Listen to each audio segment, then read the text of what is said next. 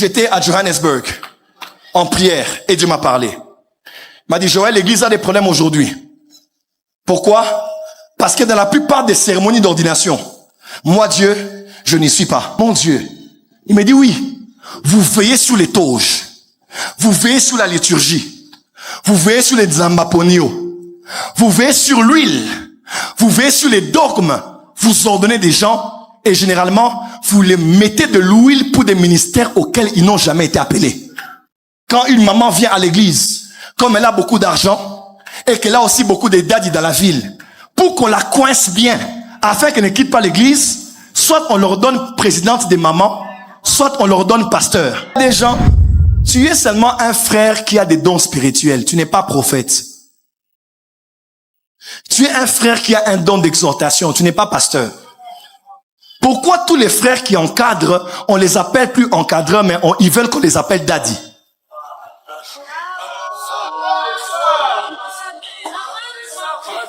Et quand la personne que tu encadres t'écrit, toi tu l'appelles ma fille. Toi tu l'appelles mon fils. Prophète Paulin, lève-toi s'il te plaît. Donc prophète Paulin, nous tous on l'appelle daddy. Mais toi tu es dans l'église, tu as beaucoup de fils et de filles spirituels. Dans cette église, il y a un seul père.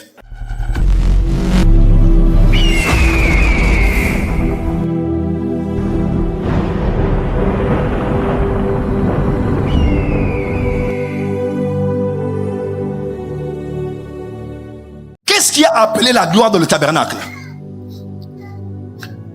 Moïse n'a jamais prié comme Salomon pour que la gloire descende après la construction.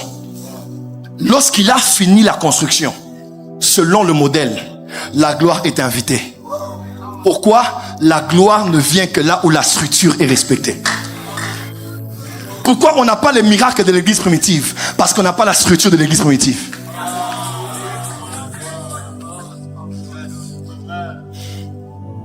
Pourquoi? C'est la structure qui appelle la gloire. Aujourd'hui, quelqu'un s'élève comme ça, je suis prophète Kingandi. L'autre maman là-bas, je suis apôtre. Là-bas, un jeune garçon de 20 ans, il se réveille comme ça, Amélie Diamba. Moi, je suis apôtre. Et puis, on l'appelle daddy. Tu es encore bébé, tu es un embryon dans le ventre de maman. Tu n'es même pas encore né, mais tu fais les écoles des prophètes. Tu as à peine 2-3 paroles de connaissances que tu fais en ligne sur TikTok, École internationale de la voyance. Tu connais quoi? Que Christ soit formé en toi durant 9 mois, que tu naisses, que tu reçoives Jésus, qu'on te baptise, que tu sois formé, que tu apprennes avant qu'on te lance dans le ministère. Et ça, c'est les apôtres qui doivent nous les rappeler. L'ordre. L'ordre. L'ordre. L'ordre. L'ordre. Je parle à mes amis qui sont des évêques. Je dis à mes amis, je crois à la dimension épiscopale du ministère. C'est biblique. Mais est-ce que quand Jésus t'a appelé, il t'a appelé évêque? Il ne faut pas laisser que l'évêché te fasse oublier le ministère parmi les 5 ministères auxquels Jésus t'a appelé quand il t'avait choisi. Est-ce que je parle en profondeur? Est-ce que je parle en profondeur? J'étais à Johannesburg en prière et Dieu m'a parlé. Il m'a dit, Joël, l'église a des problèmes aujourd'hui. Pourquoi? Parce que dans la plupart des cérémonies d'ordination, moi, Dieu, je n'y suis pas. J'ai dit, Seigneur, mon Dieu. Il me dit, oui, vous veillez sur les toges. Vous veillez sur la liturgie. Vous veillez sur les zambaponio. Vous veillez sur l'huile. Vous veillez sur les dogmes. Vous ordonnez des gens et généralement, vous les mettez de l'huile pour des ministères auxquels ils n'ont jamais été appelés.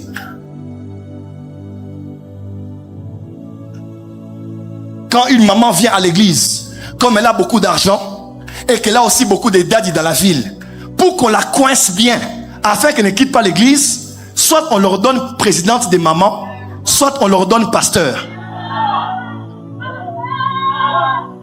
Pasteur, arrêtez cela.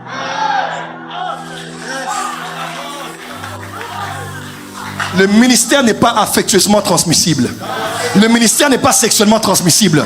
Le ministère n'est pas financièrement transmissible. Le ministère n'est pas stratégiquement transmissible. Ce n'est pas nous qui appelons, c'est Jésus qui appelle. Combien de mamans on les a ordonnées évangélistes et elles commencent à se mettre la pression. À la fin, elle divorce avec son mari parce qu'elle est entrée dans un ministère auquel on ne l'a pas appelé. Quand on appelle quelqu'un ministre dans le gouvernement congolais, on lui donne le financement, on lui donne le mandat et on lui donne les militaires. Beaucoup de gens sont autoproclamés ministres et ils n'ont pas les anges pour les protéger dans leur ministère. Ils meurent avant leur temps, ils ont des problèmes de santé parce qu'ils n'ont pas la couverture angélique pour les garder dans cet office. Aujourd'hui, des Samuel ont regardé l'apparence. Et vous savez quoi? C'était la logique parce que le frère aîné chez les Juifs, c'est celui qui recevait l'héritage. Samuel n'avait pas totalement tort. Il ne suivait que la coutume juive. Mais le ministère n'est pas une histoire de... Il a l'apparence de... Prophète Paulin, le papa là, il est paisible, il a l'air mature, il parle un bon français, il est conciliant. Lui, il faut qu'on lui donne d'être pasteur. On n'est pas pasteur parce qu'on est pacifique. On n'est pas pasteur parce qu'on parle bien français. On n'est pas pasteur parce qu'on est le plus présent à l'église. Comme lui, il est tout le temps là avec les brebis. Il doit être pasteur parce qu'il aime beaucoup l'église. C'est faux. On est pasteur parce que Jésus a dit, je l'ai appelé au ministère. Dis amen bien. Aujourd'hui, c'est graduel. Tu commences évangéliste. Quand tu bâtis une église, tu es pasteur. Quand tu as 2-3 églises, non, quand tu enseignes beaucoup et tu es docteur en théologie, tu deviens docteur. Ou n'oubliez pas, être docteur en théologie ne fait pas de toi un docteur dans les 5 ministères. J'aime la théologie, mais un athée peut faire la théologie. Un homosexuel peut faire la théologie. C'est une science, quelqu'un peut étudier ça pour apprendre. Ce soir-là, il y avait rencontre de 2 doctorats. Le docteur des écoles rabbiniques par quelqu'un qui s'appelait Nicodème et un docteur d'un homme de 30 ans qui avait étudié chez son père. Nicodème a dit, moi j'ai fait le doctorat rabbinique, mais toi, tu es un docteur non pas venu de l'école, mais un docteur venu de El Elyon.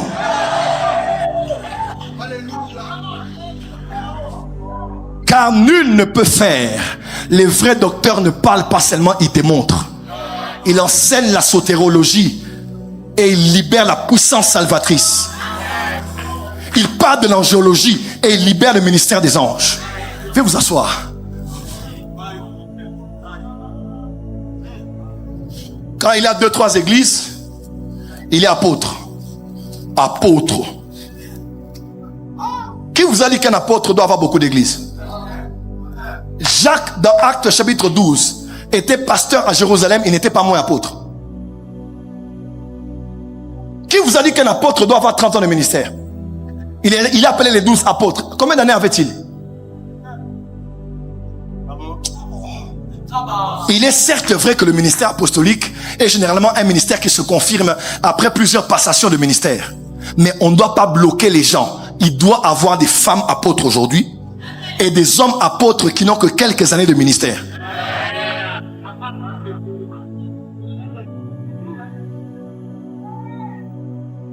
Quand il prophétise un peu, il est prophète. Après, quand il se fâche, il devient évêque.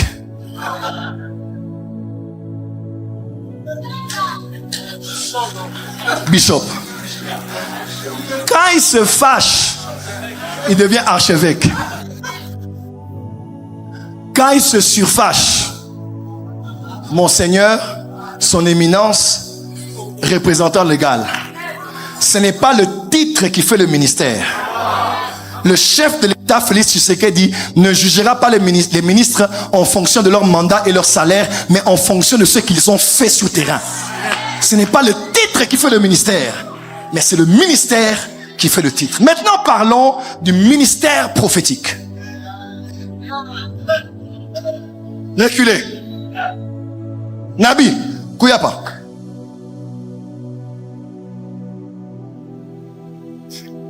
Est-ce qu'on peut commencer? Non, tu m'encourages pas. Est-ce qu'on peut commencer? Nous prions que le modèle de Acte 13 revienne. Avant d'ordonner les gens, il faut qu'on jeûne, il faut qu'on prie pour dire à Dieu, Papa, ce n'est pas mon œuvre, mais c'est ton œuvre. Dis-nous exactement qui est qui dans l'église.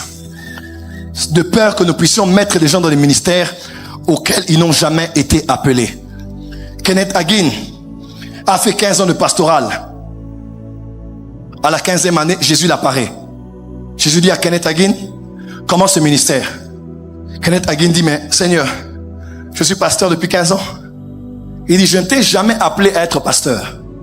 Je t'ai appelé à être docteur et prophète. Maintenant, commence. 15 ans de ministère, mais l'ayant fait à cause de la communauté, mais n'ayant pas été dans la volonté parfaite de Dieu. Je peux te dire une vérité ici. Toute œuvre de Dieu est de Dieu, mais toute œuvre de Dieu n'est pas forcément la volonté de Dieu. Parce qu'on ne sert pas Dieu que pour lui. On sert Dieu aussi avec lui. Frère, il est temps que chacun reprenne sa place. Et voilà pourquoi il faut des apôtres. Pour mettre... L'année prochaine, je serai là encore à la convention. Tu n'as pas acclamé, tu es fâché.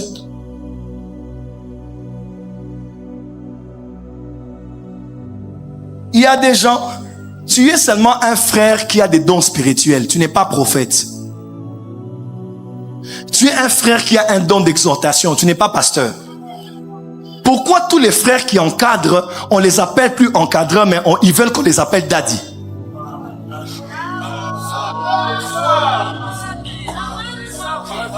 Et quand la personne que tu encadres t'écrit, toi tu l'appelles ma fille. Toi tu l'appelles mon fils. Prophète Paulin, lève-toi s'il te plaît. Donc prophète Paulin, nous tous on l'appelle daddy. Mais toi tu es dans l'église, tu as beaucoup de fils et de filles spirituels. Dans cette église, il y a un seul père. Même les ministres de Dieu sont des grands frères. Ils ne sont les pères de personne.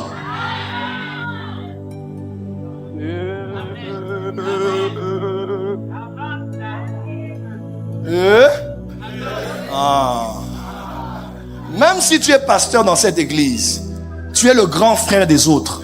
Tu n'es pas leur père.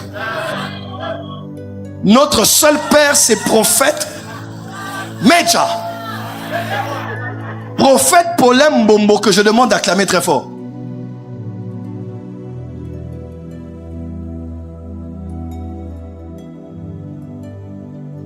Quand un frère de l'intercession veut t'appeler ma fille, dis, hey grand frère, calme-toi. Bomba bomba. Bomba bomba. Tout le monde veut être daddy, daddy, daddy. Hey.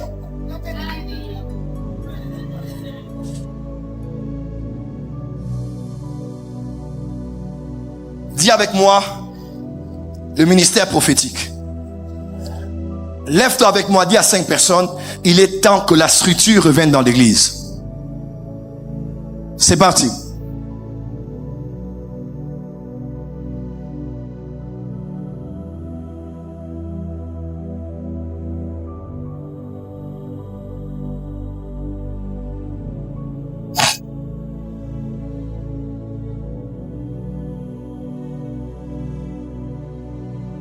Lève-toi, déplace-toi, dis à ton voisin, il est temps que l'ordre revienne dans l'église. Pasteur autoproclamé, docteur autoproclamé, prophète autoproclamé.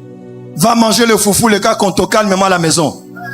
Si tu n'es pas appelé au ministère, laisse ceux qui ont le ministère travailler. Laisse ceux qui ont le Urim et le Tumim travailler. Quelqu'un peut dire amen très fort.